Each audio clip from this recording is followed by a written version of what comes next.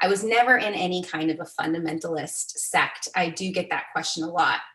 I have always been fascinated by those sects and how they still exist today.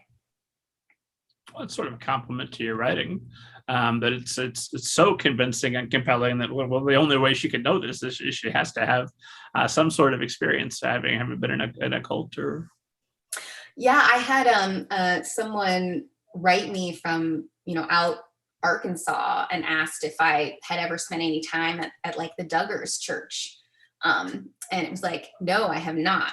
I did watch the Duggars back in the day for sort of research. But yeah, it's interesting. And one of the things that I have learned from writing Agnes, I've gotten a lot of notes from people who have come out of sort of fundy or fundamentalist background. I think it's a much larger group of people than we're used to thinking about it as, that a lot of people have to peel themselves out of a religion or a belief system that is harmful to them. Yeah, it's been an interesting experience. And I like to think that if you're doing it right, religion is not a static thing. It's a thing that grows and evolves. And although in my case, and I think of a lot of people's cases, because I was raised religious, my first building blocks of thought are based around magical thinking. Once upon a time, the world was animated and snakes could talk. Oh, okay, go on. Because of that, when I encounter things later in life, I have to be very cautious. Like, wait a minute, that I know that I have this blind spot, because instead of being told about science and about facts and reason, I was told that those are crazy. Focus on the one true thing over here about a talking snake. I got to be careful.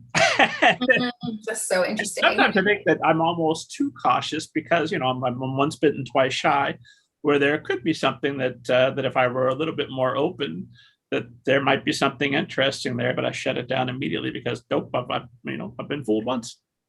That's so interesting. Yeah, maybe we should do like a Mulder Scully spectrum. Although I guess she always had the Catholicism, so that was like a complicating factor, right? But yeah. Where are you on the dyad? Yeah. Wait, it depends on which year you ask me. Yeah, right.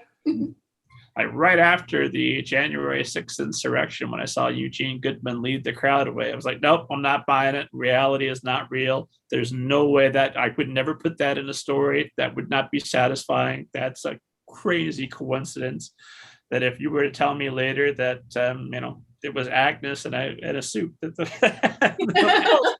it was a religious prophetic person, not just a guy that was on duty and did the right thing at the right moment.